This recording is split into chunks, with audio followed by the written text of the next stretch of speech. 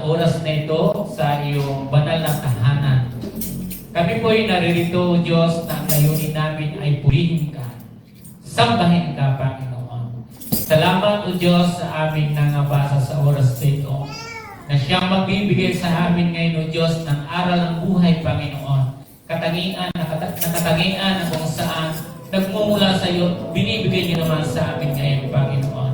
Lord God, maraming pong salamat sa biyaya na patuloy niyong pinagkakaloob sa amin. Pinupuri ka namin sa tanging pangalan ni Jesus. Ang lahat ay magsabi ng Amen and Amen. Okay po? So, dito sa aklat na nabanggit po natin, ang nagtanong po dito, walang iba kundi sino? Si Pedro. Si Pedro ay, sino si Pedro? Si Pedro ay isa sa alagad o lingkod ng Panginoong Jesus. So, para maging klaro natin po, tinanong niya ito, ang Panginoon. Ano ang tinanong ni Pedro? Okay, para lang natin maintindihan. Ano ang tinanong niya? About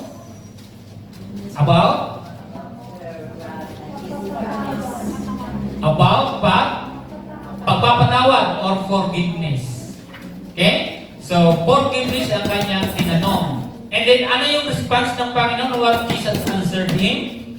Ano yung kanyang sinagot? Sabi kasi ni Pedro, papatawarin ko ba siya ng 7 beses? Pero sabi niya ng Panginoon Jesus, 70 times. Okay? Uy, me.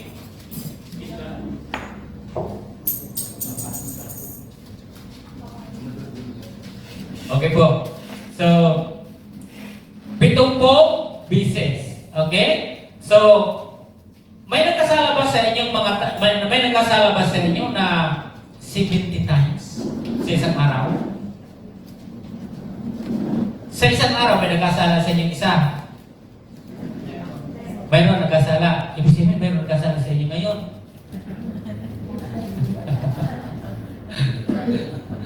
Diba? Kasi, ang pinupunto kasi dito ni Pedro, paano ko ba patatawarin sila? Diba?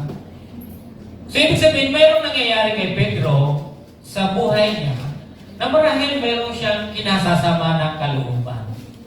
Diba? Kasi bakit siya nagtanong ng gano'n? Diba? Kaya sabi ni Pedro, sabi niya, lumapit naman si Pedro at nagtanong sa kanya, Panginoon, baka ilan kong beses patawarin ng aking kapatid na paulit-ulit? Sino mga kapatid niyo ngayon dito na paulit-ulit nagkakasala? Paulit na nagkakamali. Ito kapatid huwag yung kasanayan yung palagi kayong nagkakasala. At huwag kayong magsasabi na makasalanan ako. Huwag po yung reason na ganyan. Pag ganyan yung reason ninyo, lagi lang kayo magkakasala. Kaya kung mayroon kayong nababasa doon sa mga Facebook na gano'n, makasalanan ako. Huwag kayong mag-ganon dahil ang oring sa ganyang pananalita na ganyan, parang ayaw mo alis sa pagkakasala, parang ayaw mo matanggal ron. Hindi po yung reason ng isang pananampalataya. Dahil makasalanan ako. Di ba? Kaya, sabi niya ni Pedro, ilang beses ko ba siya? 7? Sabi ni Pedro, sinagot siya ng Panginoon. Sabi, hindi. Dahil sabi niya, 7 lang, sabi pa, aking napaulit-ulit pagkasala sa akin, magkapito po ba? At sinagot siya ni Jesus, hindi ko sinasabing makapito, kundi 70 ulit na 7. Ganun po. Ganyan yung kanyang sinabi. At dito sa talata na ito ay lalo natin maintindihan at babasahin po natin buong context po niya para maintindihan natin. Ano po kasi nagbigay po dyan ang Panginoon ng isang tanging haka, parables, binigay niya po roon para maintindihan ni Pedro. Okay? Pero bago dyan, gusto ko muna ito sa inyong ipakita dito. So yung ating pag-aralan ngayon, let us also give grace to other through forgiveness. So, sabi dyan, magbigay din tayo ng biyaya sa iba sa pamagitan ng pagpapatawad. So, bakit nag-aaral tayo ng abundant grace of God? Sapagkat siya ay mapagbiyaya. So, lahat ng nakakilala at tumanggap sa Panginoon, tayo dapat ay may biyaya rin na binibigay sa ating kapwa, yung katangiang marunong tayong magpatawad. Dahil ang Panginoon, yung kanyang binigay po dito yung biyaya ng pagpapatawad. Okay? And then let us also give grace to others through forgiveness. Oh, sana tayo sa ating aim. Pag-ilagay po sa aim natin. Sabi niya, to not withhold grace from others but to share the grace experience from Jesus. Huwag tayo yung nagkakain. Diba? Kung ikaw ay pinatawad ng Panginoon dahil sa biyaya niya, huwag tayo yung nagkakain. Not withhold. Diba? Huwag tayo nagkakain po, mga kapatid. Hindi natin dapat ipinagkakait yung biyaya sa iba, ngunit ibahagi ang biyaya na naranasan mula kay Jesus. Kung paano ka pinatawad ng Panginoon dahil sa biyaya niya, yung biyaya na yan, ay dapat marunong ka rin magpatawad sa iba. Tama po ba? Maraming mga tao ngayon hinanakit eh. Diba? Hindi na nakamove on sa hinanakit. Si Pedro kaya nagtanong siya. Marami nagkakasala sa akin. Bilang alagad kay Pedro. Ilang beses ko ba, Panginoon, paulit-ulit na nagkakasala? Ilang beses ko ba? Makapito po ba? Sinagot siya ng Panginoon, hindi ko sinabing makapito. Kundi, 77. 70 times. Pag sinabi 70 times, sobrang haba, no? Anong mayroon ngayong unlimited? Unlimited rice. Ano ba? Ano ba yung unlimited ngayon? Unlimited water. Di ba? Unlimited rice. Alam niyo itong words na ito na unlimited, ito po yun eh. Unlimited forgiveness. Okay? Yung sinasabi dyan ni Jesus, na ipinakikita niya lang dyan, na yung lawak ng pagpapatawad natin sa lahat na nagkakasala. At marahil ikaw man din ay nagkakasala. Hindi lang makapito kundi 70 business. Okay, basahin natin para makita natin yung buo niya nung nagkwento na po dito yung Panginoon para maintindihan ni Pedro, maintindihan ng mga alagad. Verse 23. Sabi dyan sa Matthew 18, 21, 22, and then hanggang 35.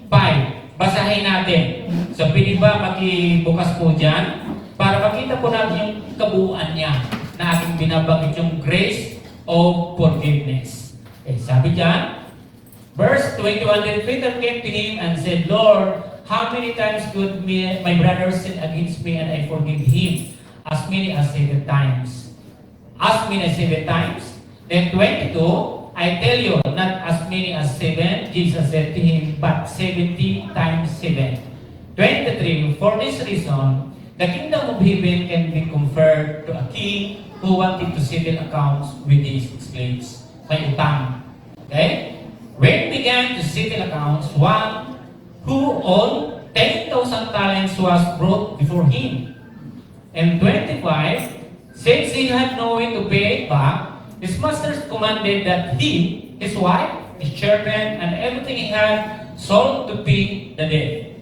Then 26 at this, the slave fell face down before him and said, be patient with me, and I will pay you everything. And then 28, verse 28, but that slave went out and found one of his fellow slaves who owed him 100 denarii. He grabbed him, started choking him, and said, pay what you owe. And 29 at this, his fellow slave fell down and began beating him. Be patient with me, and I will pay you back. And 30, but he wasn't willing, and on the contrary, he went and threw him into prison until he could feel what was on. Then 31, when the other slaves saw what had taken place, they were deeply distressed and went and reported to their master everything that had happened. And 32, then after he had sown him, his master said to him, "You wicked slave, I forgive you all that debt because you beat me." And 33, shouldn't you also have had mercy on your fellow slave, as I had mercy on you? And 34, and his master got angry and handed him over to the jailers until he could pay everything that he was owed. And 35, so Heavenly Father will also do to you if each of you does not forgive his brother from his heart. Okay? So itong binanggit dito ng Panginoon ay mayroon siyang talinaga tungkol sa isang pastor, tungkol sa isang hari. So, siya ay may utang na magkano yung utang?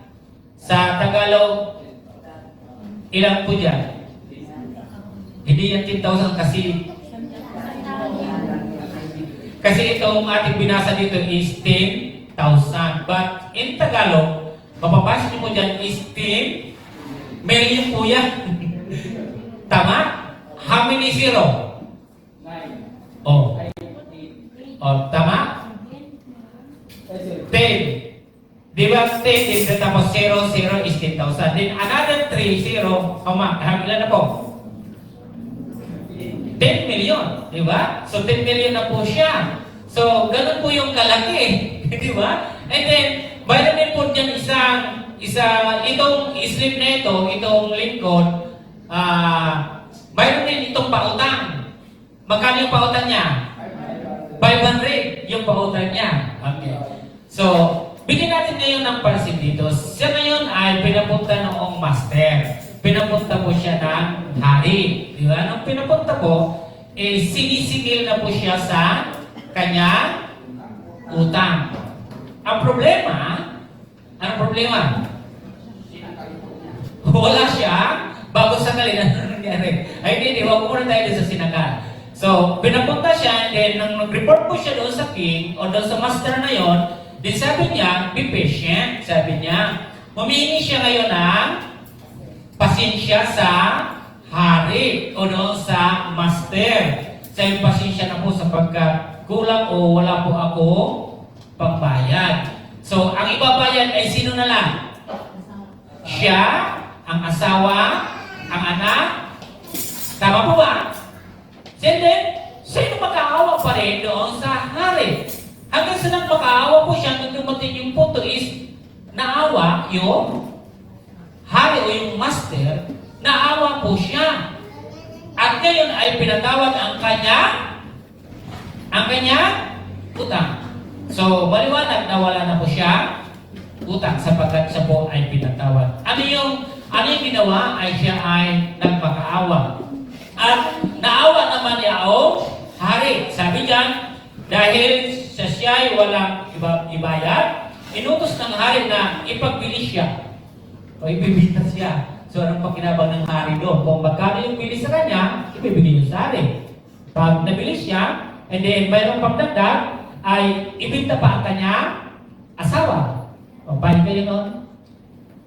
Ibinta pa ang kanyang asawa. And then, liban sa asawa na pa yung sumunod, mga anak at lahat ng ari-arian upang makabayad. Malaki po yung kanyang bayarin. Di ba? Ito mga kaibigan at kapatid. Lahat tayo nagkakasala. Pero yung reason na nagsasabi ka lagi ako ay makasalanan ng ganito, mali po yun. Kung gusto mo kasalaya sa kasalanan mo, utang mo, matuto kang gumawa ng paraan para matapos siya. Naunawaan po? Kasi ang kadalasan ngayon, hindi ako perfecto, hindi ako makasalanan ako. Ginagawa mo kaya kasi ayaw mo umalis sa kasalanan mong ginagawa mo. Naunawaan po? Ang kinakailangan umalis ka niya. Pero alam niyo yung kagandahan na ginawa ko dito ng isang lingkod? Napakabuti ng kanyang pag-uugali, di ba?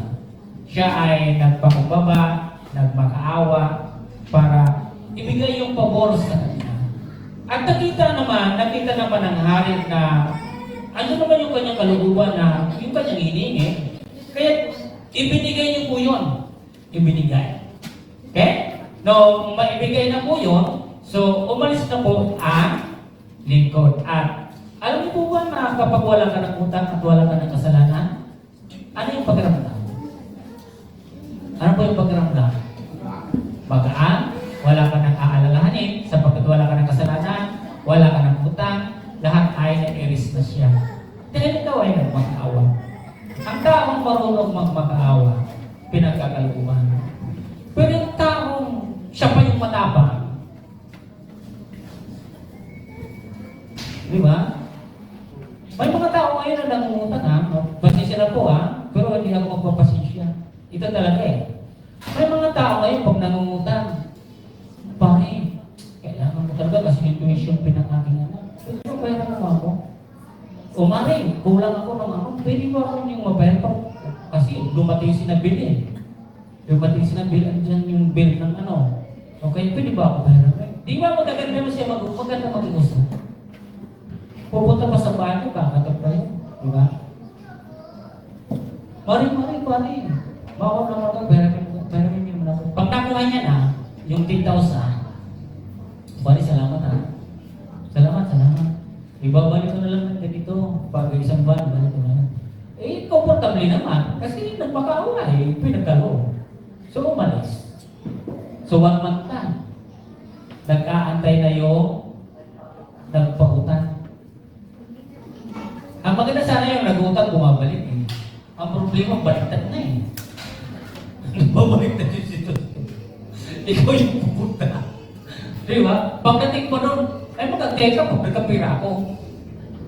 Diba? Ang sama, di ba? Ang bakit ang gano'n, di ba? Oh, yung pautang. Oh, hindi, sa totoo lang, kapag nagpautang ka, ikaw yung mahihiya eh. Hindi totoo talaga. Yun yung realidad.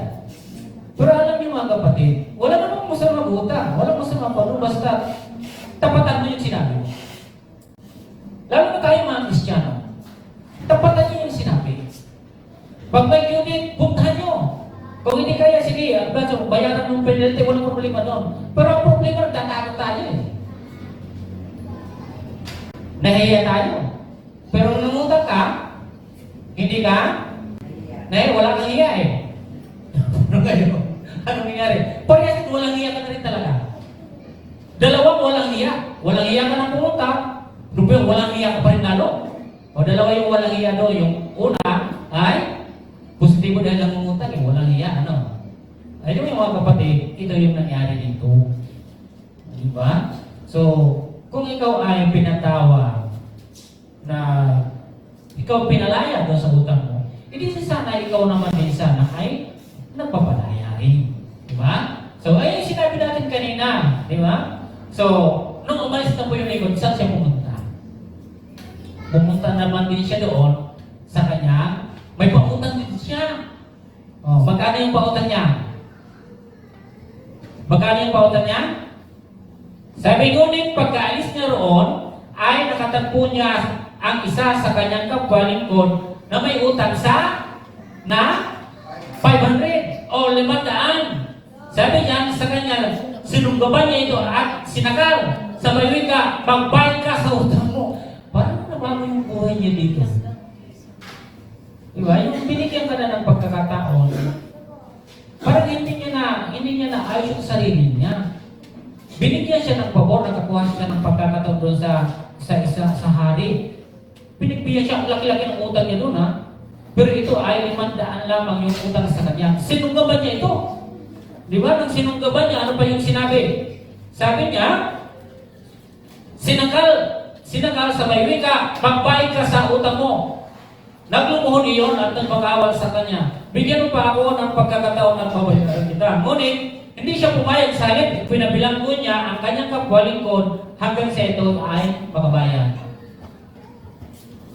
Alam mo kapatid, lahat tayo mga Kristiyano. Tama ba? Huwag tayo nagkakait sa kapwa natin. Pag ikaw ay nabigyan ng pagkakataon, gumawa ka rin ng paraan kung paano mo rin matulungan yung kapwa mo. Pero, nung nakuha niya ito, may mga tao talagang ganito eh. Diba? Lalo na sa kumpanya.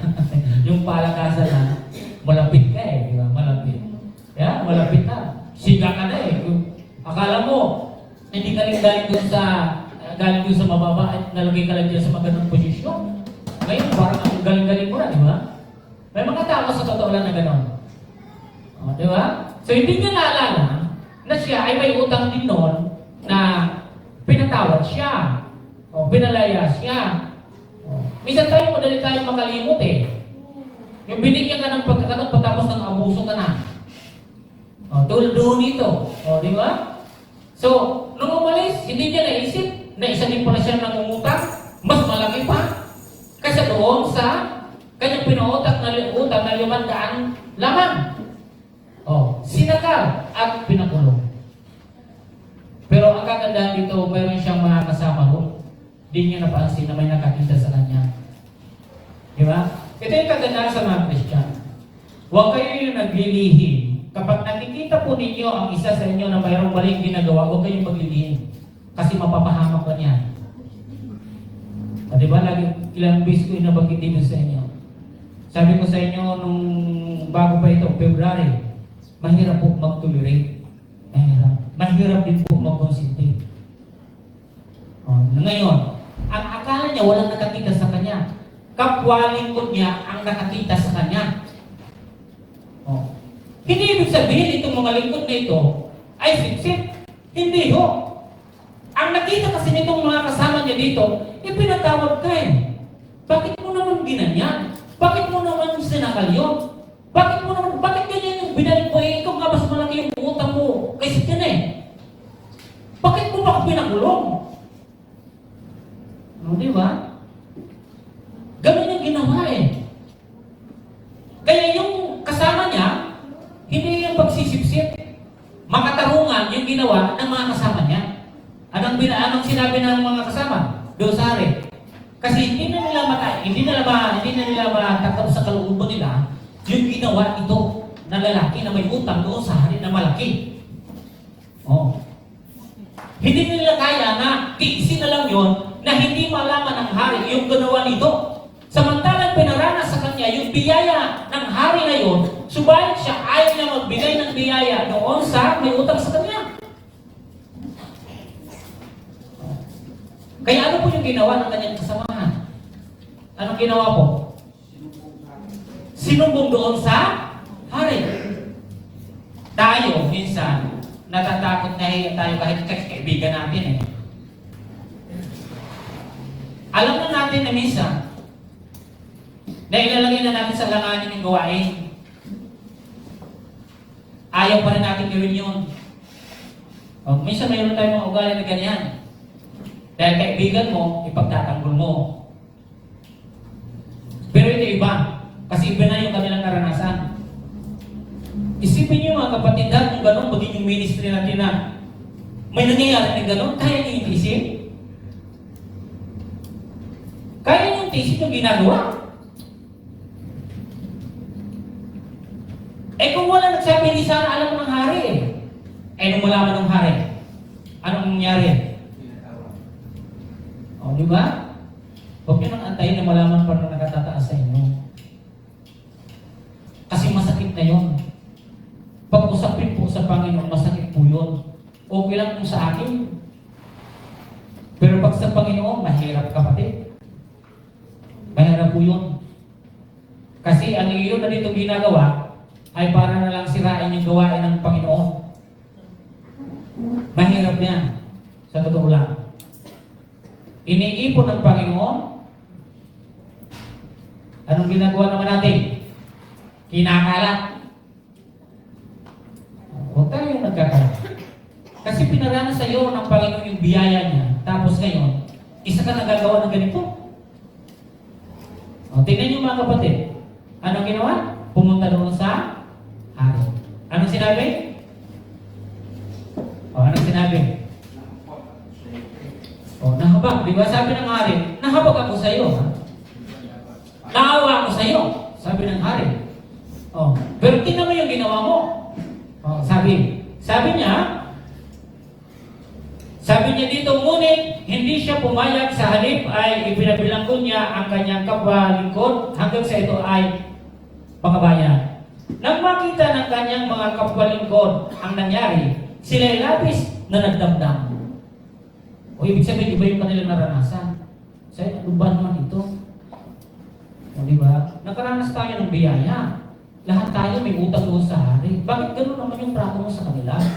Hindi naman gano'n yung trato sa'yo ng hari. Bakit ganyan ka? O diba? At sabi ko rito, ang sabi ko nito, hindi siya, sabi niya, nang makita ang kanyang kapalikod, ang nangyari, sila labis ng damdam. Pumunta sila sa hari at isinumbong ang nangyari. May masama ba dito sa kanilang ginawa? May masama po ba? May masama ba na isumbong sila? Wala pong masama dito. Kasi ipinararamdam lang dito na, Master, bakit ganon? Di ba? Kasi hindi naman nila yung ginawa eh. Yun lang talaga na napakalaki yung utang, yun yung gumawa, no? And then sabi dito, kaya ipinatawag siya ng hari, ikaw na napakasama mo, sabi niya. Pinatawad kita sa utang mo sapagkat nagpakaawa ka sa akin, nahabag ako sa iyo. Hindi ba dapat ka rin mahabag sa kapwa mo? At ang galit ng hari, siya ipinabilanggo hanggang sa babayaran niya ang kanyang utang. Gayun din ang gagawin sa inyo ng aking abang nasa langit kung hindi ninyo patatawarin ang iyong kapatid. Di ba? Minsan mga marason yung tao, tao lang ako eh. Diyos siya, kaya nagpapatawad siya, tao lang ako eh. Yan yung mga resisyon ng tao na hindi mo maintindihan. Mga baliktad ang isip. Di ba? Kasi tao lang ako, Diyos kasi siya, kaya nagpapatawad siya. Malino. Kapag ikaw ay nakakilala sa Panginoon at tinanggap mo siya, dapat natututo kang magpatawad. Tingnan niyo po yung mga baliktad ang isip. Di ba? Na imbis dapat may pakilala niya ang Panginoon na nangyayari. Ganun kabaliktad ang isip. Alam nyo ngayon sa ating bansa, naway lahat tayo ay maging bukas yung isip natin. Maraming biktima ngayon ng fake news. Maraming biktima ngayon ng disinformation. Maraming biktima ngayon na nagagaya kung ano mag-isip. Yung isang hindi maganda mag-isip. Ang gayahin ninyong mag-isip, yung mabuti ang pag-isip. Huwag kayong gagaya doon sa masama mag-isip. Di po ba? Sa dami ngayon na nag-iisip ng masama, huwag na tayong sasama ron sapagkat hindi yung maganda. Katulad niyan, di ba? Ang sama ng pag-iisip, ano? Napakasama ng pag-iisip. Kaya ito mga kapatid, sa talatang ito, tinuturo ko sa inyo mga kapatid, let us also give grace to others through forgiveness. So kung ang Panginoon ay nagpapatawad, dapat naman din tayo ay nagpapatawad. Mali po yung rason na tao lang ako bakit ako magpapatawad. Mali po yun. Mali yun. Ano po? Okay. So doon sa law, 15:11 to 32, mapapansin niyo po doon ang isang ama. Kung paano siya magpapatawad.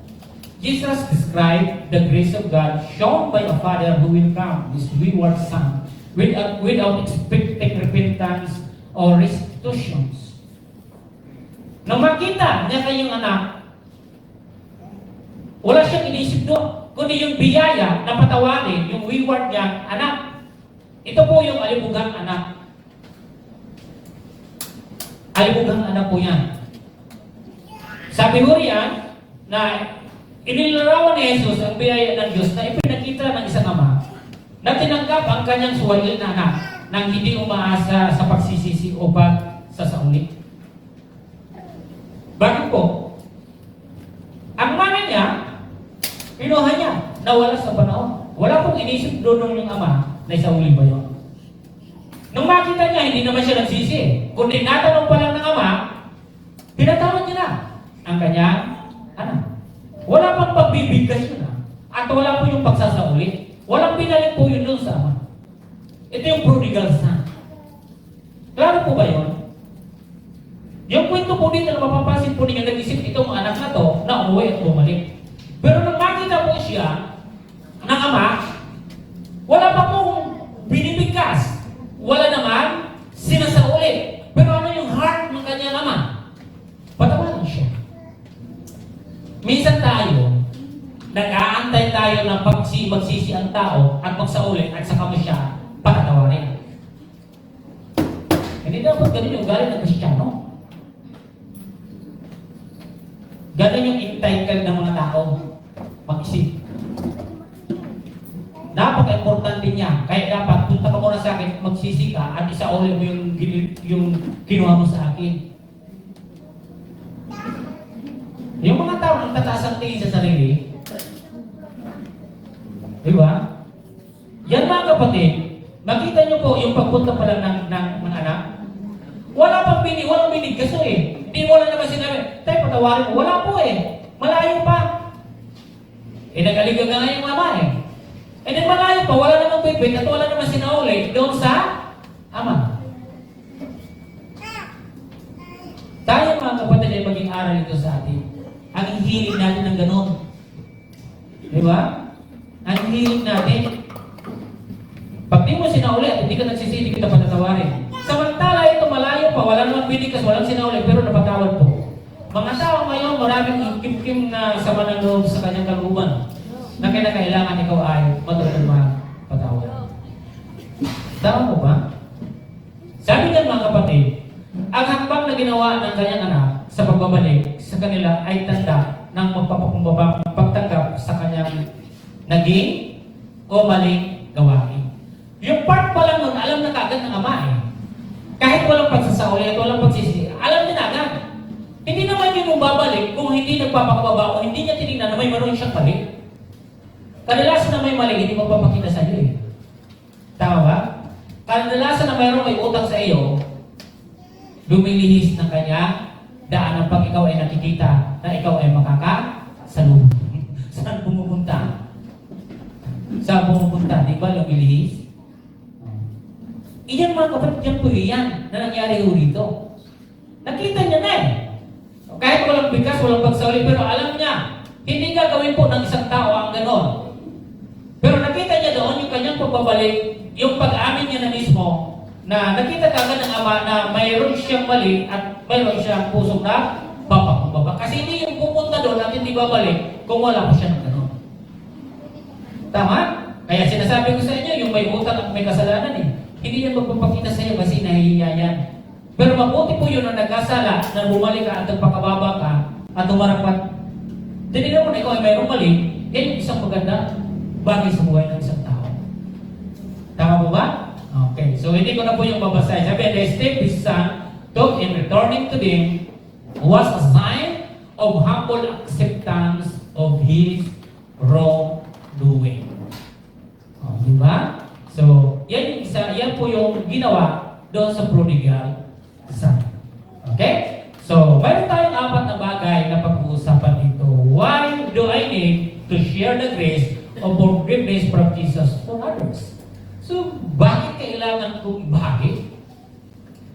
Diba? Bakit kailangan kong ibahagi ang biyaya ng pagpapatawad mula kay Jesus para sa iba? Bakit? Bakit kailangan kong ibahagi? Why do we need to share? Bakit kailangan natin yan ibahagi? Nakita niyo po yung binasa natin kanina? Ang tanong ni Pedro, ilang bisis ko ba siya papatawarin? Makapito po ba? Hindi ko sinasabi na makapito. Kundi 70 bisis. O 70. Okay? So number 1. Sabi niya, bakit kailangan kong ibahagi? Bakit nga ba? Okay, number 1. To share the grace of forgiveness from Jesus for others because this is His teaching to us. Tinuturuan niya tayo kung paano tayo nagpapatawad o magpatawad. Hindi ka matututong magpatawad kung walang nagtuturo. Diba? Kaya mahalaga po ang mayroong nagtuturo. Pag walang nagtuturo, mahirap kang magpatawad. Walang nagtuturo Di ba? Sabi niya, dahil nabanggit dito, ang ibahagi, ang biyaya ng pagpapatawad mula kay Jesus para sa iba dahil ito ay kanyang turo sa atin. Kaya yung biyaya yung nararamdaman natin o narito sa atin, dapat binibahagi din natin sa ating kapwa. Tinuruan niya tayo Tuturo din tayo. Di ba? Ituro din natin kung ano yung tinuro ni Jesus. Hindi yung gusto mo ikaw lang yung marunong. Gusto mo ikaw lang yung may alam. Hindi ka mabuting tagapagturo. Di ba? Hindi ka mabuting tagapagturo pag ganyan ka. O, nung nakaraan sabi ko, huwag tayong maging makasarili. Dapat ikaw ay marunong magbahagi. Ikaw ay marunong magturo. Turuan mo. Di ba? So, dalawang bagay mayroon dito mga kapatid. Letter A and letter B. Sabi niya, it implies unlimited forgiveness, full of grace. Sabi po niya. Ito ay nagpapahiwatig ng walang limitasyong pagpapatawad na puno ng biyaya. Tama po ba? So yan po, to implies unlimited forgiveness. Kung mayroong unlimited rights, mayroong unlimited forgiveness. Yun yung turo niya. And tinuturo ng Panginoon na yung patawad ka ng kahit ilang bis pa, unlimited. O, di ba? So, unlimited po siya. Wala po siyang limitasyon. Kahit sabihin mo sa isang araw, nagkasala ang kapatid mo ng 70, sige lang, patawad lang ng patawad. Tama po ba? Yan yung kanyang isinabi po rito. Ito ay isang turo ng pagpapatawad. Pangalawa, letter B, Jesus is a model of the grace of forgiveness. Hindi naman siya magsasabi ng 70 kung hindi talaga siya yung author ng pagpapatawad. Yung mga 7, sino po nagsabi? Sino nagsabi na mga 7 po ba? Si Pedro. Ang nagsabi ng 70? Si Jesus. So, sino yung model? Hindi po yung si Pedro, kundi yung si Jesus. Klaro po doon, sa ating binasa yon. So, ito yung aking sinasabi. Hindi ko sinasabi mga 7, kundi 7 po. 7. Sabi niya. Kaya sabi niya, Jesus is a model of the grace of forgiveness. Yan yung tinuro niya. Siya din dapat yung maging modelo po natin sa pagpapatawad. Hindi po yung 7 lang. May limitasyon hanggang 7 lang. Paano pag sumubra maging 8 si Tercho na yung nagkasala sa'yo? Hanggang 7 lang. Alam mo, sa isang araw, Brother Michael, may nagkasala sa'yo tao, siya. Yung over ni Pedro ay makapito po ba? Kung di sumubra, ilan yung sumubra? O 2, hindi po na yung napatawad. Pero anong sinabi ng Panginoon? Unlimited, di ba? He's our model of forgiveness. Siya yung modelo natin. Hindi yung mga 7, kundi itong 7 po. 7. Yan yung dapat po natin ginagawa. Tama? So, magpatawad. Kahit ilang beses pa nagkasala sa iyo yung kapatid, patawarin. Hindi ibig sabihin ay kinukonsintin natin sila. Kundi, iyon yung turo talaga ng Panginoon na dapat nagpapatawad. Okay? So, sabihin, kung pinatawad, sabihin mo kung anong pwede mong sabihin. Kung siya ay hindi pa rin sumunod, gumawa pa rin, patawarin mo pa rin. Tama po ba? Kasi sa oras, o sa dulo ng panahon na yan, siya naman yung aani. Tama? Kasi sa oras na hindi ka magpatawad, aanihin mo rin. Kung hindi mo siya pinatawad, hindi ka rin patatawarin ng Panginoon. Tama?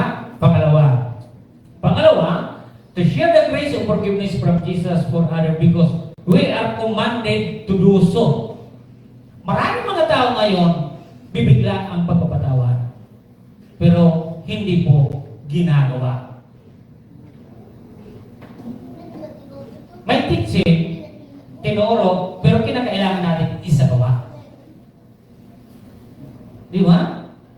O, kung papasin niyo yung binasa natin kanina, nakita niyo po? Ano po yung words? Ano yung turo ng Panginoon? Okay? Siya ay humingi ng awa at pinagbigyan po siya ng Panginoon. Nung hari, binigyan po siya. Sige, pinatawad o sige, wala ka ng utang. Pero ng kanyang pag-alis, di po niya ginawa yung ginawa sa kanya ng hari. Bagkus iba ang kanyang ginawa. Maniwala po. Ayan po yung nakalagay sa 23-27. Di ba? So, sabi dito mga kapatid, 2 bagay, forgiveness is not a suggestion. Di ba? Hindi mo siya mungkahin. Dapat mo siya igawa. Kung ba't kasi ito ng Panginoon, pinakita ito doon ng hari para gawin mo rin ito sa iyong kapwa. Pangalawa, mga kapatid, forgiveness is an essential command that demonstrate true Christian character. Kapag wala ka niyan, hindi ka totoong Kristiyano. Di ba? Sabi niya, ang pagpapatawad ay isang mahalagang utos na nagpapakita ng tunay ng katangian ng Kristiyano. Isang katangian ito, mga kapatid. Letter C. Sabi niya, forgiveness is a command that reflects Christ. Di ba? Ang pagpapatawad ay isang utos na salamin ni Kristo. Sabi po riyan. Punta natin sa Colossians chapter 3, verse 13. Puntahan po natin. Colossians chapter 3, verse... Hindi ko na po babasahin yung nilagay ko kanina ng mga verses, ha? Colossians chapter 3, 13. Sabi dito sa 3:13, Colossians 13, sa Tagalog tayo. Sabi niya, magpaumanhinan kayo at magpatawaran kung may hinanakit kayo sa isa't isa. Pinatawad kayo ng Panginoon, kaya magpatawa din kayo. Ganun po yung nangyari sa kanya, di ba? Sabi niya, accepting one another and forgiving one another if anyone has a complaint against another. Just as the Lord has forgiven you, so also you must forgive. Di ba? So, ito ang nangyari dito sa binasa natin kanina. Ang nangyari po sa kanya doon, hindi niya isinagawa. Di ba? Mayroong aral na pinakita sa kanya yung hari, pero anong ginawa niya? Anong ginawa? Binugbog, sinakal, pinakulong. Wala siyang awa. Hindi siya marunong magpatawad. Hindi niya nakuha yung turo. Hindi na nakuha yung turo, kaya hindi niya nagawa. Hindi niya naunawaan, hindi niya naintindihan, kaya hindi niya nagawa. Marami na yung salitang pagpapatawad. Pero pag sasagawa, hindi niya kaya gawin. Ang ninanais ng Panginoon ay dapat gawin po natin. Kung kayo man ay may hinakit sa nanay niyo, kahit mali yung nanay niyo, patawarin niyo. O kayo, yung anak, nagkasala sa magulang, patawarin. O sa kaibigan, o sa kapwa, churchman, doon sa inyong school, sa inyong trabaho. So, walang imitasyon, kailangan mong patawad. Wala kang nakagawang kasalanan sa iyo sa bahay niyo, baka sa trabaho mayroon nagkasala sa iyo, patawarin. O kung wala man sa trabaho sa school, mayroon nagkasala, patawarin. Di ba? So, saan man? So, sa bawat yan sa atin, itong tinuturo na ito, huwag lang tayo puro ng salita ng pagpapatawa. Kundi ang pagsasagawa ay napakahalaga. Diba? Tingnan niyo dito, di ba? Hindi niya naintindihan. Hindi niya nakuha. Na yung pagpatawad sa kanya, kailangan gawin niya din yun sa iba. Hindi niya ginawa.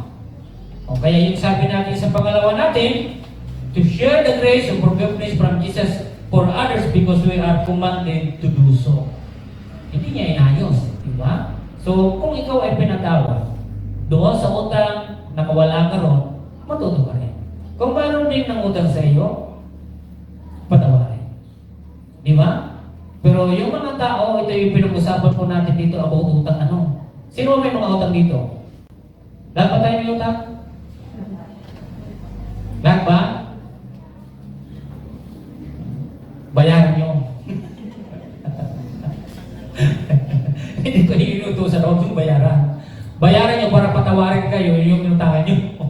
Pero pag hindi nyo binayaran, hindi kayo patawarin nun. Lalo pa hindi nagkilala sa Panginoon. So mahirap yun. Di ba? So yung maayos naman.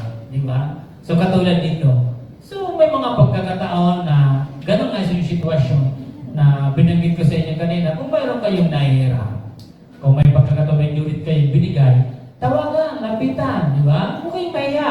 Tulad ng batang itong bata nung sa prodigal son. Bumalik siya, huwag kayong mahiya. Pumunta kayo ron. Tama? Halimbawa, anong pizza ba ngayon? 15. bukas 16, kung sino may due date bukas ng utang, puntahan nyo kung wala pa kayong pagbayad, kausapin. Kasi madali naman kausap, sa totoo lang naman yun eh. Di ba? Pero yung wala ka, hindi ka pa sumipot, ilalong mag-iinit ng ulo yung inirman mo eh. Di ba? Dapat puntahan, kausapin. Ito magandang bagay ito eh. Pinatawag ng nga rin yung mga lingkod na may mga utang eh. Di ba? So dahil napaliwanag, nakawa. O ayun, binigay. Di ba? Okay, Pangatlo, to share the forgiveness from Jesus for others because He has already forgiven us. Alam niyo sa totoo lang, tayo ay pinatawad na din talaga ng Panginoon. Di ba? So pinatawad na tayo ng Diyos eh. So sabi niya dito na ang ibahagi ang biyaya ng pagpapatawad mula kay Jesus para sa iba dahil pinatawad niya tayo. Kaya yung kanina binanggit ko sa inyo, huwag niyo sabihin reason o rason, tao lang ako. Di ba? Diyos lang ang nagpapatawad. Ako tao lang eh. Hindi ho. Kapag tinanggap po ang Panginoon, di ba? Pag tinanggap mo siya, automatic po yun. Na ikaw ay dapat natututunin magpatawad. Di ba? Kung ano man yung kasalanan, ano mang bigat, ano man yung haba, ano man yung sukat doon, ang hinahanap dito ng Panginoon is pagpatawad eh. Tulad ng bata kanina, hindi naman hinihintay yung pagsisisi. Wala naman siyang hinihintay na pagsasauli. Pero minsan tayo, mga tao, naghahanap tayo ng gano'n eh. Ang bigat ang ginawa mo, kaya hindi kita mapatawad. Anong bigat ba yun? Di ba? Ang lawak ng iyong pinsara, kaya hindi kita mapatawad. Pero alam mo, may mga tao ngayon, kahit malaki yung pinsara sa kanila, napapatawad. Sana yung gawin po natin yun. Dahil ikaw ay pinatawad naman din ng ating Panginoon. O tulad ganina. O yung lingkod na yun, pinatawad kita. Naawa ako sa iyo. Di ba? Nung lumapit ka sa akin, binigay ko yung hinihingi mo. Pero bakit ikaw, yung nagmamakaawa sa iyo, yung may utang sa iyo, bakit? Ginawa mo ng hindi maganda, pinakulong mo pa.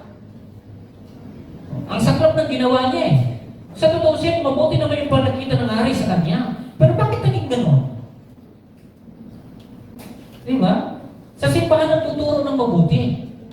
Nangangaral po ng mga mabuting katangian at pag-uugali. Pero paglabas ng bahay, parang hindi naisa sa buhay. Bayo nakita ako sa YouTube eh. Sabi simba ng simba ito, pagdating ng bahay, mura ng mura. Di ba? Sinubo ka ng simbahan. Pagdating ng bahay, mura ng mura. Hindi ba ganda di po ba? Sabi ng Panginoon, ay sabi ng hari, ibinigay ko yung hinihingi mo eh. Bakit hindi ka natuto? Tayo minsan, nandito tayo simbahan, nagkikinig. Paglabas ba natin? Napupulat ba natin, naintindihan natin yung ating mga pinagkikigan sa simbahan? Na nagtuturo ng katulad nitong katangian. Di ba? Kahit walang pagsasauli, kahit walang pagsisip, pag nakita mo lumapit sa iyo, alam mo na yung kanyang kalagayan. Lumalapit yung patawarin mo. Di ba? Pastor, madali na naman sabing patawarin kasi hindi ginawa sa iyo. Hindi, marami na ako kapatid, kaibigan. Sabihin ko sa iyo, marami na po. Kahit ginawa pa ako ng masama, madali lang ako magpatawad, minuto, segundo. Yun lang, mismo doon, papatawarin na kita. Alam niyo po mga kapatid, yung aking tiyong pastor, nagkwento siya sa akin. Dahil nung una mga kasamahan niya. Ako pinagda ko dito maganda ito yung aking tiyong pastor. Hindi po siya yung tipong mapagtalin. Yun yung nagkuho sa kanya eh, yung aral na yun, yung katangian na yun na kahit may gumagawa siya sa kanya na mali, kahit nung mga panahon yung mga kasamahan niya na nasasaktan siya sa salita, minsan tumutungo pa noon na minsan pipinsalain pa yung kanyang katawan. Pero dito ko nakita sa ugali niya na ang ganda naman ang ugali ng aking itong pastor na ito. Kasi hindi siya yung tipong tao na nagdadamdam yung gano'n.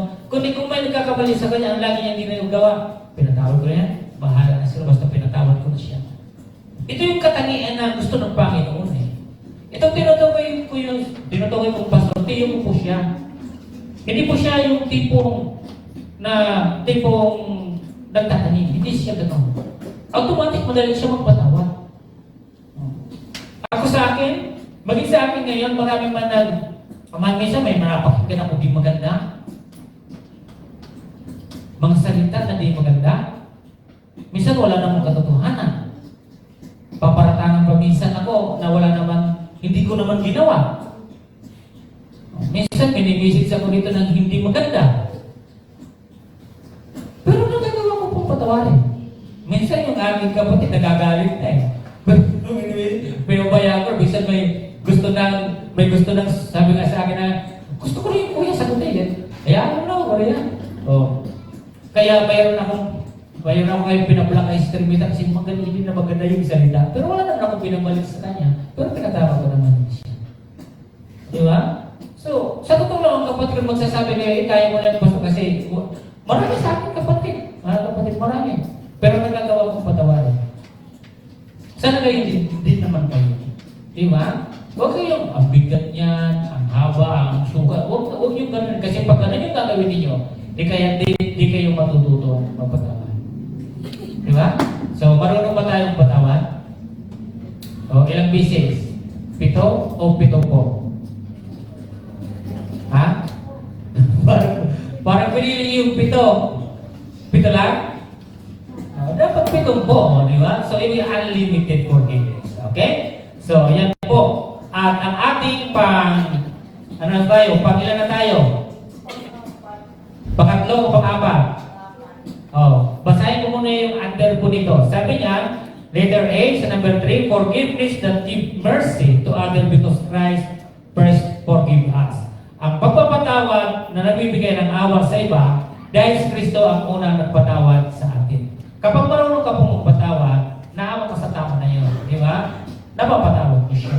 Pero itong pinatawad nito, wala po yung sukli ng pagpatawad ko ni galit. Di ba? So, dapat hindi ganun. Dapat nagpapatawad letter B, forgiveness that breaks the cycle of bitterness. Kapag di ka nagpapatawad, kapatid, hindi mapuputol.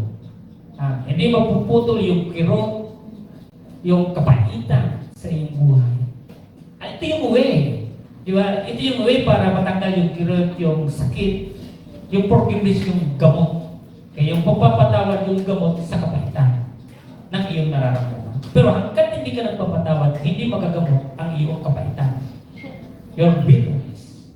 Diba? Sabi niya dito, forgiveness that break the cycle of bitterness. So, Ephesians chapter 4, 41, 32. Basahin po natin sa Ephesians 41, 4:31 hanggang 32. Sige po. Sabi niya, sa Ephesians chapter 4, 31 hanggang 32.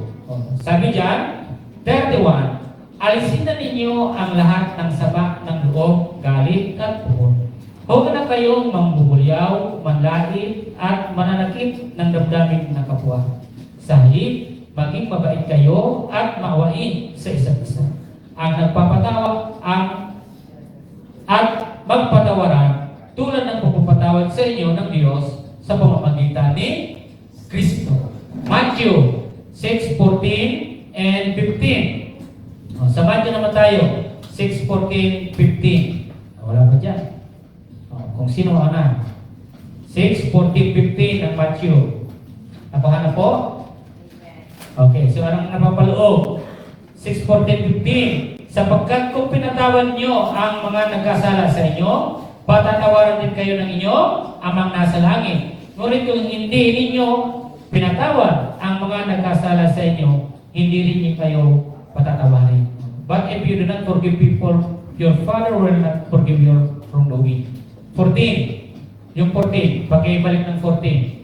For if you forgive people their wrongdoing, your Heavenly Father will forgive you as well. Kaya papatawarin ka rin ng Panginoon. Pang-apat, to share the grace of forgiveness from Jesus for others because He is known to be compassionate and forgiving. Ang mali po dito na ginawa niya, kapatid at kaibigan, ang hindi niya dito nagawa ay yung maipakita yung awa ng Panginoon. Yung hari, di ba? Na dapat kilala kasi yung hari na yun na maawain. kilala ang Panginoon na maawain. So, hindi niya yun nagawa, tapos pinakita yung lupit. Di ba? Yung lupit na ginawa niya doon sa isang tao. Okay? Sabi niya dito, sa talata, upang ibahagi ang biyaya ng pagpapatawad mula kay Jesus, para sa iba dahil siya ay kilala na mahabagin at mapagpatawad. Ang Kristiyano sa panahon natin ngayon, dapat kilala tayo sa katangiang marunong magpatawad. Dapat kilala tayo, dapat eksperto tayo ron. Dapat hindi natatalo yung mga Kristiyano doon o yung mga tagasunod ng ating Panginoon. Dapat hindi tayo patatalo doon. Katangian natin yun. Dapat kilala yung mga Kristiyano dyan sapagkat kilala ang ating hari, ang ating Panginoon na maawain at mapagpatawad. Okay? Kaya sabi dyan, letter A, forgiveness is a reflection of His attributes. Sabi niya, ang pagpapatawad bilang salamin ng kanyang mga katangian. Ito ay katangian ng ating Panginoon. So, nung ang Panginoon na nasa krus, nung nakapako ang Panginoon sa krus, tingnan niyo po yung Luke chapter 23:34. Ano ang sinabi po ng Panginoon? Forgive them because they don't know. Then Jesus said, Father, forgive them because they do not know what they are doing. And they divided his clothes and cast. Sabi dyan, mga kapatid, ang Panginoon kilala talaga siya sa pagpapatawad. Nung una po, sabi ng Panginoon ni Jesus, nung nasa cross na po siya nakapako, sabi, Panginoon, patawarin niyo po sila sapagkat hindi nila alam ang kinalagang ginagawa. Di ba? So sa buhay ho natin ngayon, napakahalaga ang magkaroon tayo ng pagpapatawad. Kilala ang Panginoon sa pagpapatawad. Kung ikaw ngayon ay sumusunod sa Panginoon, dapat kilala ka rin na ikaw ay nagpapatawad. Kilala ka na ikaw ay taong mapagpatawad.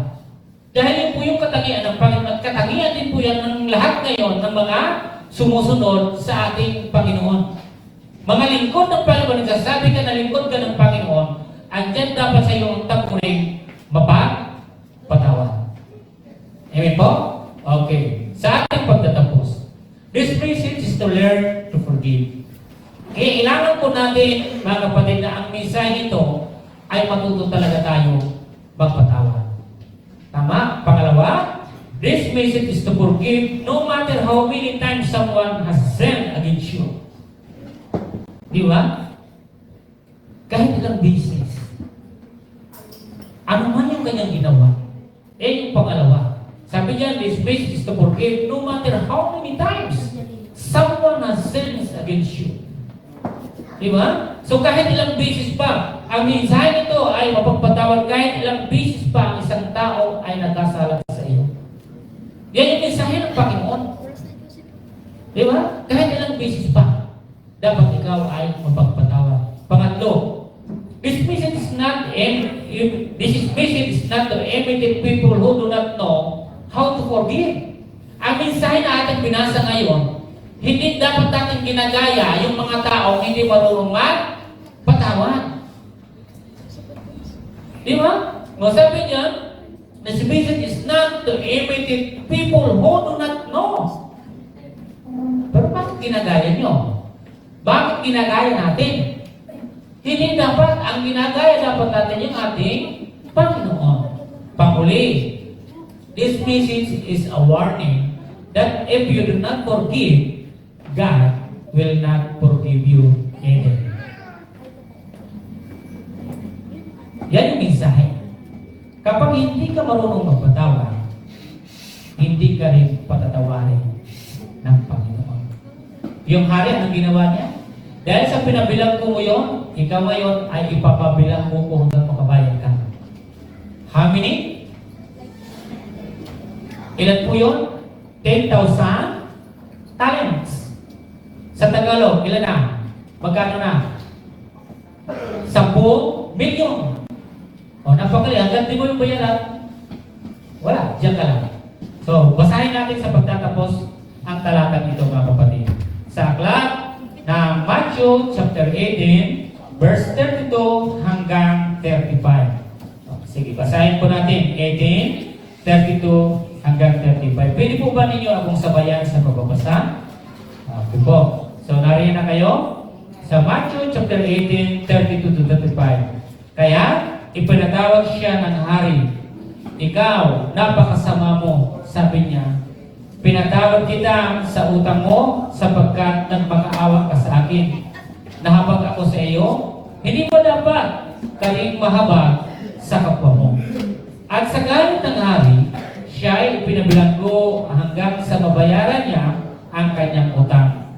Gayon din ang gagawin sa inyo ng aking Amang nasa langit kung hindi ninyo patatawarin ang inyong kapatid.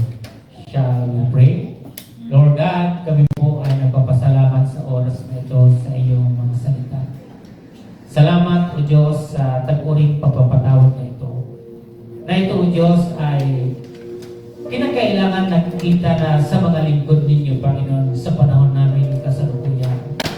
I pray, Panginoon, na ilang bisis o ano pa man, Panginoon God, yung nagkasala sa amin, matuto pa rin kami magpatawad. Tulad ninyo, Diyos, yung biyayang ito na binibigay niyo sa amin, ay huwag kami maging makasarili, kundi ibigay niyo po namin sa iba. Huwag po namin tutularan itong pinatawad ng hari. Naawa ang hari, subalit sa kanyang kapwa ay naging masahol siya. Siya ay naging hindi magandang buwarang. Kaya Panginoon, naririnig kami. Kayo ay kilala sa pagpapatawad. Naway sa panahon namin ngayon, bilang mga lingkod at anak ninyo, kilala din kami sa pagpapatawad. Maraming pong salamat. Pagpalain niyo po, Diyos, ang bawat isa. Sa tayong pangalan ni Jesus, ang lahat ay magsabi. Amen. Maraming po salamat. So bago tayo dumako sa ating communion, sa lahat ng mga sumusubaybay na mayroong preparation para sa communion natin, pwede po kayo sumabay sa communion nito. But kanina, yung pinag-aralan namin about doon sa banal na hapunan. Chapter 11, kaya kung maaari sa mga susunod na linggo, ay susunod na linggo wala tayo sa Discord sapagkat anniversary natin. Aming inaral po doon kanina yung dalawang bayang external and internal tungkol po sa communion. Yung hindi ka makapag-communion kung hindi ka nabaptize. Hindi ka nabaptize. Hindi ka muna mag-communion. But after na ikaw ay mabaptize, ay pwede ka mag-communion. But mayroon pong internal usapin tungkol po doon sa banal na hapunan. So first, ay kailangan to examine. Kailangan mo na makita mo na yung ating internal. Hindi ibig sabihin dahil ikaw ay nabaptize, testimonial na nakita, andun po yung public na nakita ka na nabaptize ka. So, hindi ibig sabihin ay nabaptize ka ng ganon, and then pwede ka na kagad mag-communion. But, kailangan mo muna ngayon is to check or to examine yourself na ano yung mayroon ka. Diba? Kasi kung mayroon ka nararamdamang guilt sa puso mo, para sa akin, huwag ka nang mag-communion. Kasi, ano po mismo yung sagot ni Paul sa baba noon? Na hinahatulan mo lang mismo yung sarili mo doon sa tinapay at dugo. Pero kaya kailangan muna natin ay sinasabi yung sarili natin kung nararapat. At ito ay pinahalagahan natin, and then you can take, to participate, our communion. Amen? So, sa bawat ating pagkukuminyon, lagi ako nagbabagay sa inyo na manalangin muna tayo. Kasi para kausapin natin ang Panginoon. Di ba? So, siguro lagi niyo po yung naalala na bago tayo magkuminyon, manalangin muna tayo kung karapat-dapat. Tama po? Okay, so, bago tayo dito mag-take ng communion, bago tayo dito sumali, una, pasiyasat na muna tayo sa Panginoon. Manalangin po tayo, personal, individual, sa Panginoon. Okay, kausapan po natin.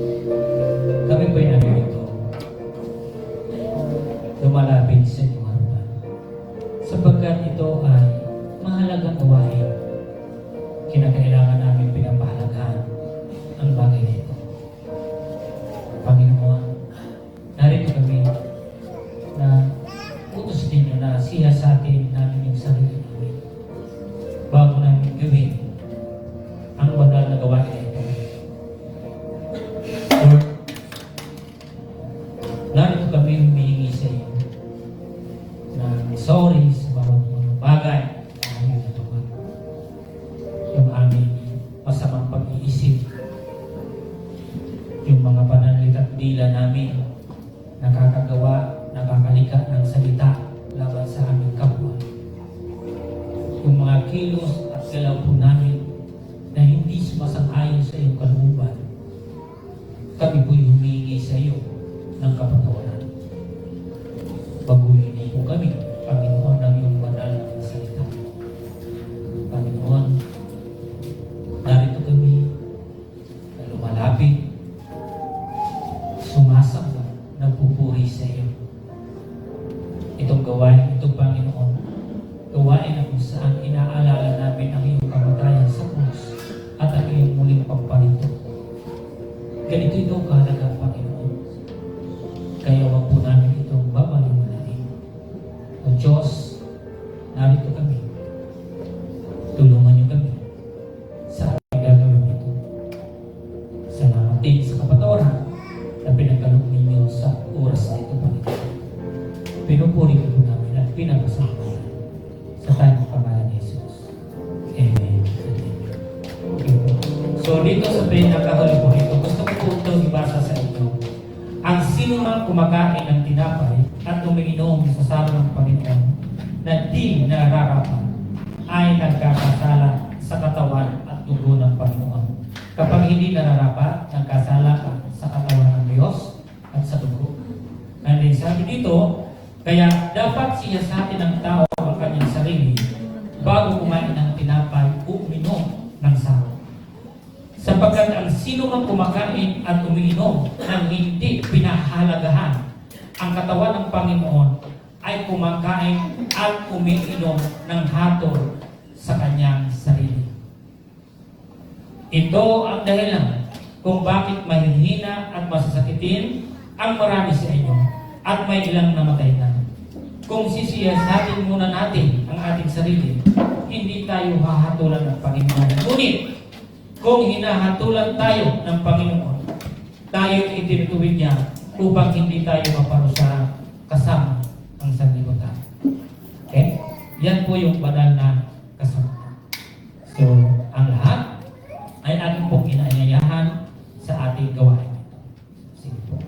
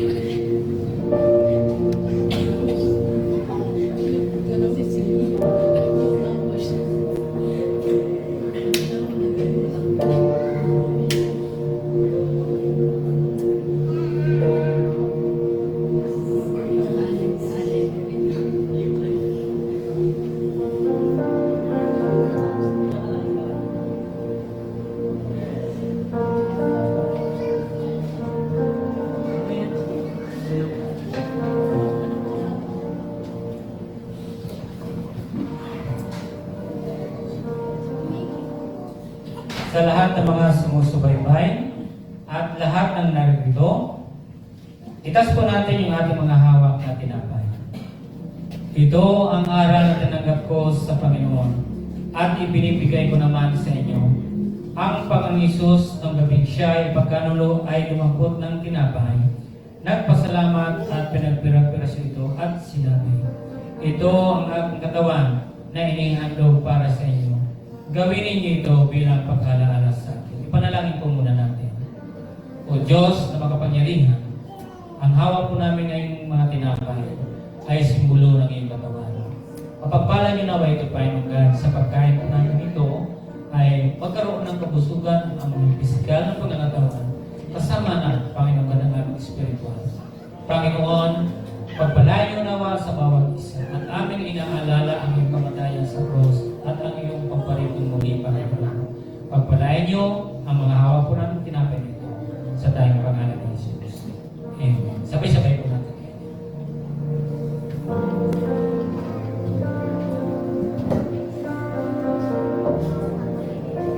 Sa lahat ng mga kapatiran na sumusubaybay at naririto, pagkitas po ng ating mga inumin. Gayun din naman, matapos maghapunan ay hinawakan niya ang saro at sinabi, ang sarong ito ang pagtitipan na pinagtitibay ng aking dugo. Tuwing inumin ninyo ito, gawin ninyo bilang pag-alaala sa akin. Tayo muli manalangin. Panginoon, ang hawak po namin ngayon ay inumin. Sarong, Panginoon, nagisimulo ng iyong dugo na dumaloy sa krus ng Kalbaryo para linisin ang lahat sa amin. Nang dahil sa aming kasalanan, Panginoon, kami po'y nagpapasalamat sa bawat putok patak nito pa ng dugo ninyo, Panginoon, ay napakahalaga. Lord God, yung tinik na kinulungan sa iyong ulo na dumalo yung dugo para sa amin upang kami lahat ay magkaroon ng kalinisan. Inaalala ko namin ito, Panginoon. Kami po'y nagpapasalamat at kapagpala ninawa itong inumin na aming mga hawak na ito, Diyos, na siyang dumaloy sa bawat ugat ng aming katawan. Lord God, na maglinis sa bawat isa sa amin. Pagpalain ito, Panginoon.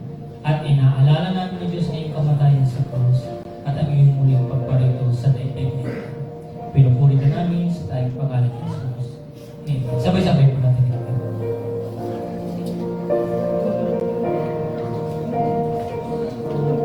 Panginoon, kami po yung kapasalamat. Sa ikalawang gawain po namin itong banal na hapunan. Lord God, inaalala namin kung paano o Diyos na kayo nagsakripisyo, inihandog ang buhay ninyo para sa amin. Narito kami, o Diyos, ang iyong katawan at ang dugo ay aming inaalala.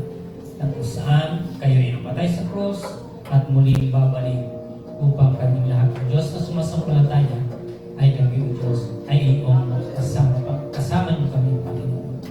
Pinupuri ka namin, o Diyos, sa oras na ito, sa tayong pangalan ni Jesus. Amen.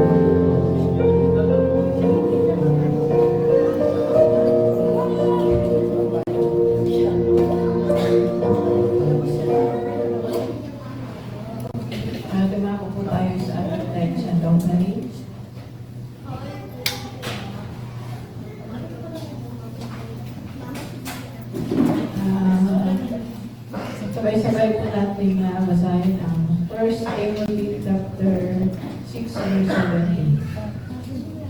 Turuan mo ang mga mayayaman sa mundo ito na huwag mong manaki at huwag magtiwala sa kanilang pera na hindi mapagkakatiwalaan. Ang kanilang pagtitiwala ay dapat sa Diyos na saganang nagbibigay sa atin ng lahat ng ating kailangan natin para sa ating kasiyahan. Purihin ang pagpapasok.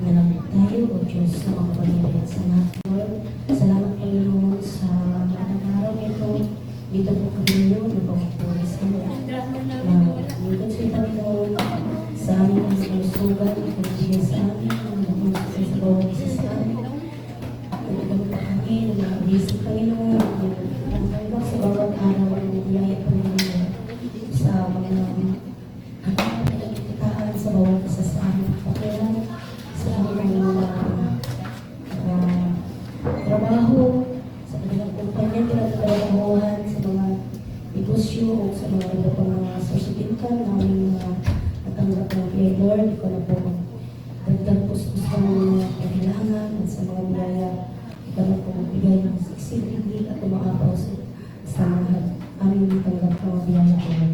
Sa ipon namin, pagtiwala ng lahat sa Panginoon Jesus na makapangyarihan. Amen.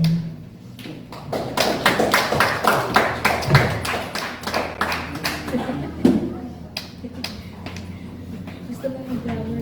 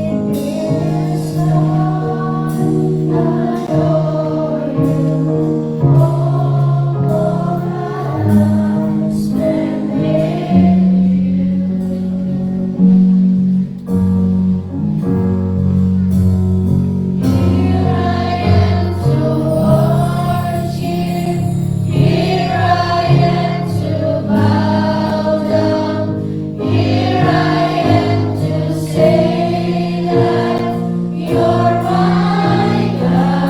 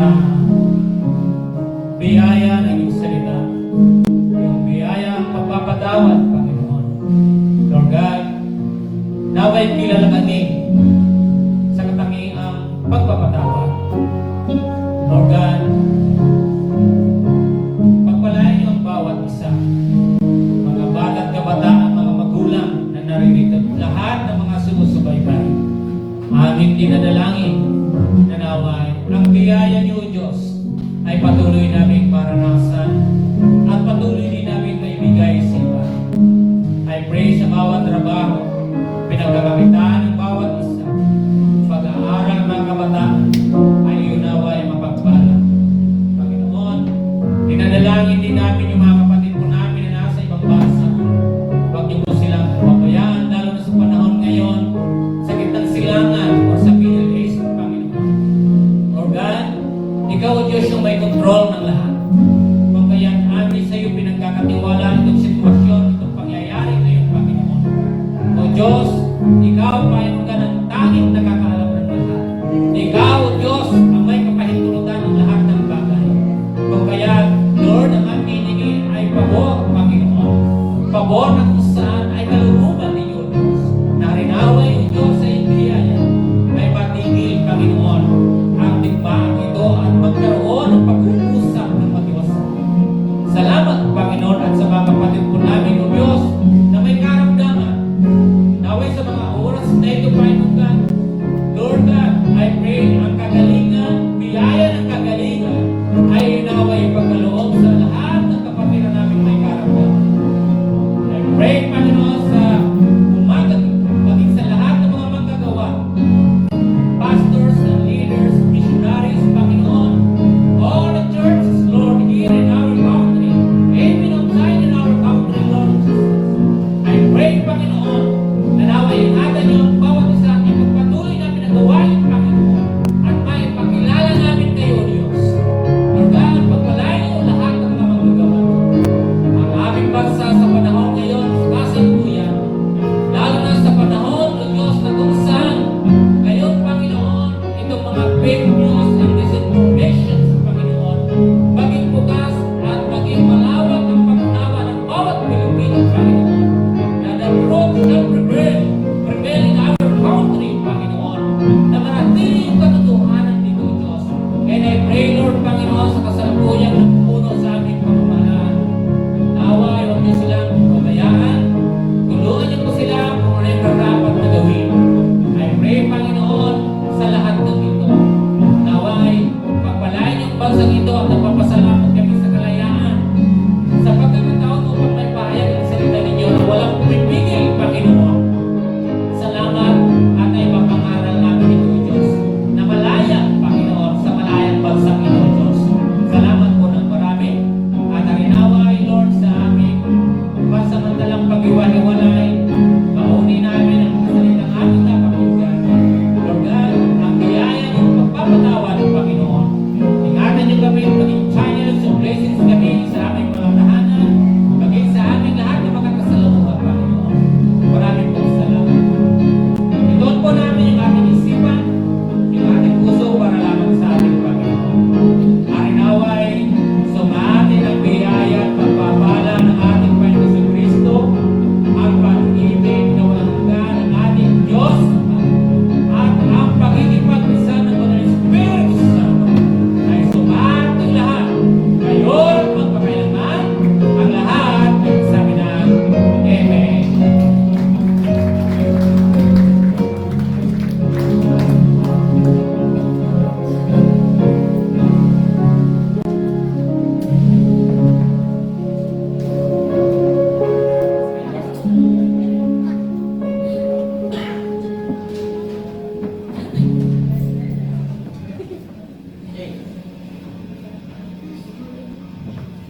Okay po, sa susunod na linggo ay atin na pong anibersaryo.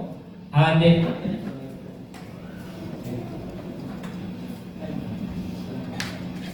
okay, so sa lahat ng bawat kapatiran ay tayo ay magdadala ng sarili nating mga pagkain, bawat pamilya. Ano po? So, kayo po yung bahala kung ano lulutuin ninyo kahit magkapare-parehas, wala pong problema. Okay? Pwede nyo ilagay doon sa PGDD announcement kung ano yung potahe yung pwede nyo lutuin.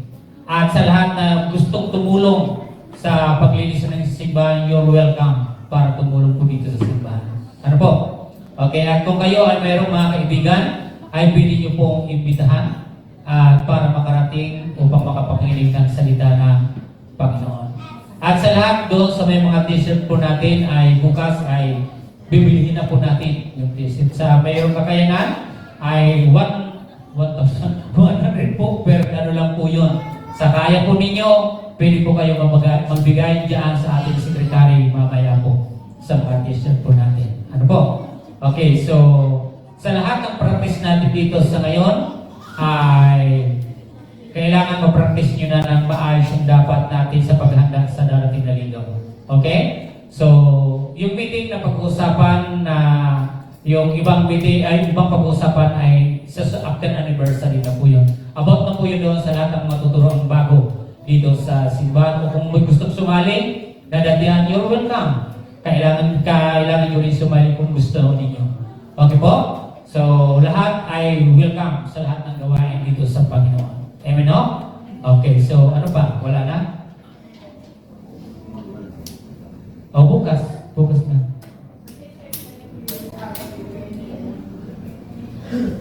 Ha?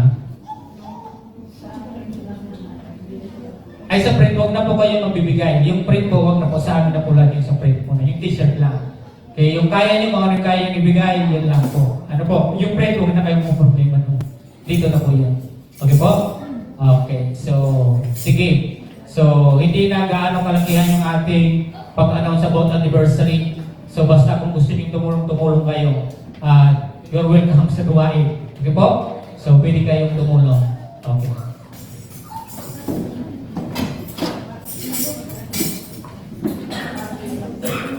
Naman po tayo sa maglinis po. Tapos yung ano po ang may sa mga design po dito sa stage.